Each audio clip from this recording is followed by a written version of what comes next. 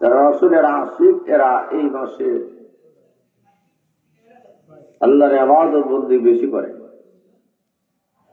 আল্লাহর নবী বিশ্বনবী রাহমাতুল আলামিনকে বলা, ইয়া রাসূলুল্লাহ, ইয়া হাবিবাল্লাহ, ওয়া আল্লাহর পয়গম্বর, আপনি শাবাল মাসে তো বেশি কেন রোজা রাখেন?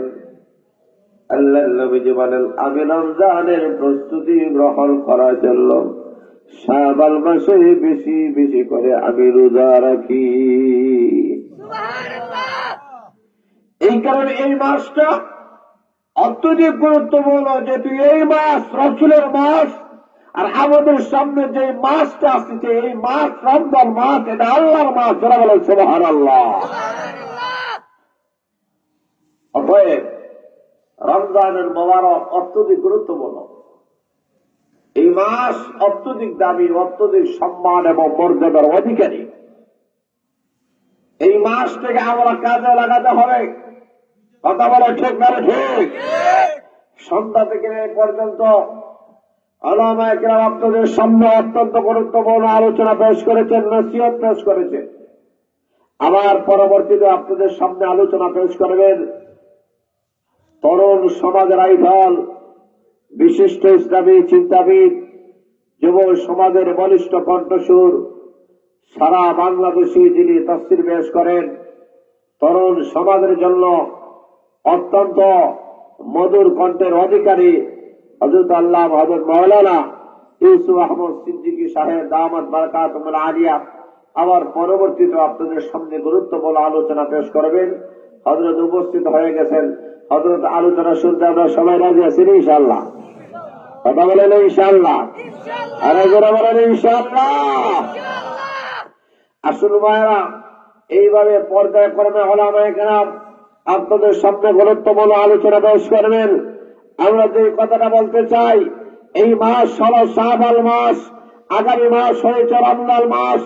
অতএব এই মাসে আল্লাহর নবী বিশ্বনবী রাহমাতুল আলামিনকে নিয়ে এক শ্রেণী নাস্তিক মুরতাদরা রাসূলকে দিয়ে কটাক্ষ করতেছে। আমরা জবাব দিয়ে বলতে চাই, আমাদের নবী আমাদের জান প্রাণের চাইতে বেশি আপনজন। যারা বলে ঠিক না ঠিক?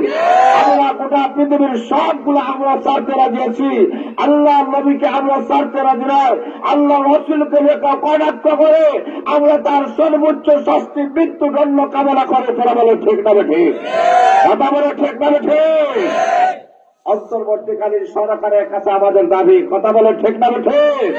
বাংলাদেশের তৌহিদি মুসলমানের দাবি হলো, আমাদের নবীকে যদি কেউ গালিগালাজ করে তার সর্বোচ্চ শাস্তি মৃত্যুদণ্ড দিতে হবে। এই আইন বাংলাদেশে পাস করা লাগবে। কথা বলে ঠিক না ঠিক? এই আইন আমাদেরকে পাস করানোর মাধ্যমে গোটা বাংলাদেশের মুসলমানদেরকে শান্ত করতে হবে। কারণ রাসূলকে নিয়ে যারা ব্যঙ্গ বিদ্রুপ করে, একের পর এক যখন করে আসতেছে, যখন করবে, তখন মুসলমানের শরীরে যে আগুন জ্বলতেছে, এই আগুন ততক্ষণ পর্যন্ত নিভবে না যতক্ষণ পর্যন্ত ওই লোকটাকে শাস্তির আওতায় আনা না হবে। যারা বলে ঠিক না ঠিক? কারণ আমাদের একটাই দাবি, আমরা দল মত নির্বিশেষে আমরা সবাই বলি আমাদের দল আর মতের ঊর্ধ্বে আল্লাহর রাসূল। যারা বলে ঠিক না ঠিক? কথা বলে ঠিক না ঠিক? কারণ রাসূল আমাদের ঈমান। কথা বলে ঠিক না ঠিক? আল্লাহর রাসূলকে নিয়ে কটাক্ষ করবে আর মুসলমানরা বসে বসে থাকবে, এটা কখনো হতে পারে না। যুগ যুগ ধরে রাসূলকে নিয়ে যখন এই মুহূর্তে যে কটাক্ষ করেছে তার দাঁত ভাঙার জবাব মুসলিম জাতিরা বারবার দিয়েছে। যারা বলে ঠিক না ঠিক? প্রয়োজন বুঝে যদি তাদেরকে শাস্তি দেওয়া না হয় তো বাংলাদেশে যে আন্দোলন তৈরি হবে, এই আন্দোলন কেউ থামাতে পারবে না, পারবে না, পারবে না। বলিষ্ঠ আওয়াজ বলেন যুবকেরা ঠিক না ঠিক? আরাধনা বলে ঠিক না ঠিক?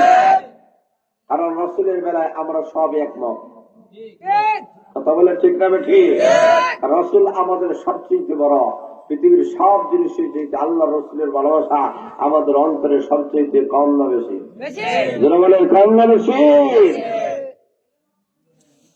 রাসূল বলেছেন, লা ইউমিনু আহাদুকুম حتى أكون أحب إليه من والده وولده والناس أجمعين. আল্লাহ নবী বলেন, যতক্ষণ পর্যন্ত তোমার মা বাবা, তোমার ছেলে মেয়ে, এমনকি তামাম পৃথিবীর সমস্ত মানুষের চেয়ে আমি রাসূলের মহব্বত বেশি না হবে, ততক্ষণ পর্যন্ত তোমরা পরিপূর্ণ ঈমানদার হতে পারবে না। যারা বলে ঠিক না ঠিক? হযরত ওমর রাদিয়াল্লাহু তাআলা বলেন, ইয়া রাসূলুল্লাহ, ইয়া হাবিবাল্লাহ, ওগো আল্লাহর পয়গম্বর, আমি আপনাকে ভালোবাসি, সব জিনিসের চাইতে আপনাকে ভালোবাসি, কিন্তু আমার জানের চাইতে বেশি নয়। আল্লাহ রাসূল বলেন, ওমর, তুমি পরিপূর্ণ ঈমানদার হতে পারো নাই। কিছুক্ষণ পরে হযরত ওমর রাদিয়াল্লাহু তাআলা বলেন, ইয়া রাসূলুল্লাহ, ইয়া হাবিবাল্লাহ, ওগো আল্লাহর পয়গম্বর, আপনাকে সামনে রেখে আমি ঘোষণা করে দিলাম, আমি ওমরের জানের চাইতে আপনি বিশ্ব নবীকে আমি বেশি ভালোবাসি। আল্লাহ রাসূল বলেন, ও এবার তোমার ঈমান পরিপূর্ণ হয়েছে। জোরে বলেন সুবহানাল্লাহ। তাহলে বুঝা গেল, ঈমান পরিপূর্ণ যদি হওয়া লাগে রাসূলকে সবচেয়ে বেশি ভালোবাসা লাগবে। জোরে বলে ঠিক না বেশি? কিন্তু আমাদের সমাজের নিয়ম সব ছাড়তে রাজি, বউ ছাড়তে রাজি না। আছে কি নেই? কথা বলেন না ভাই, জোরে বলেন আছে কি নাই? বাপ বলে কান্দে না, মা বলে কান্দে না, বউ বলে কান্দে। জিজ্ঞেস করা হলো, তোমার বাবা কিছুদিন আগে মারা গেল, কান্দে না? মা মারা গেল, কান্দে না? আজকে বউ মরছে, কান্দ হয় না? বাপ মরলে তো বাপ পাওয়া যায়, মা মরলে মা পাওয়া যায়, বউ মরলে বউ পাওয়া যায় না। আরে বাপ রে বাপ, বলে কিরকম? আমার বাবা যখন মারা গেছে, এলাকার সব মুরব্বী আসে বলে, বাবা কান্দা লাভ নয়, তোমার বাবা আসে একদিন গেছে, একদিন আসা যাওয়া দুনিয়ার নিয়ম, মনে করে আজ থেকে আমরাই তোমার বাবা। বলে কিনা? বলিনি আপনাদের এলাকায়?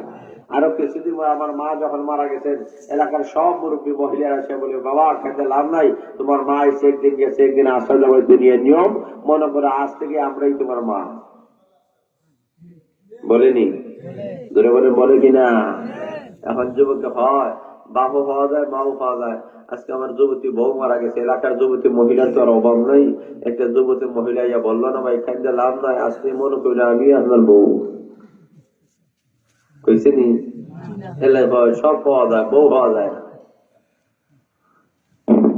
আর নবীর সাহাবা একরাম বলে, সব ছাড়তে রাজি, আল্লাহ এবং তার রাসূল ছাড়তে রাজি না।